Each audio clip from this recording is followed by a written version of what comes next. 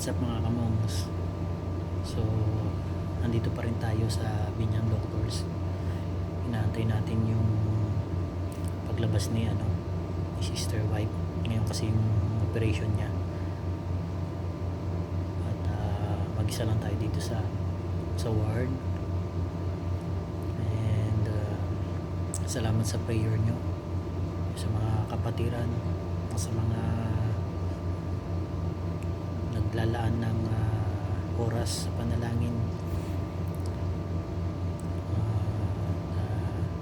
I believe na magiging successful ang operation by God's grace, God's protection, and God's provision.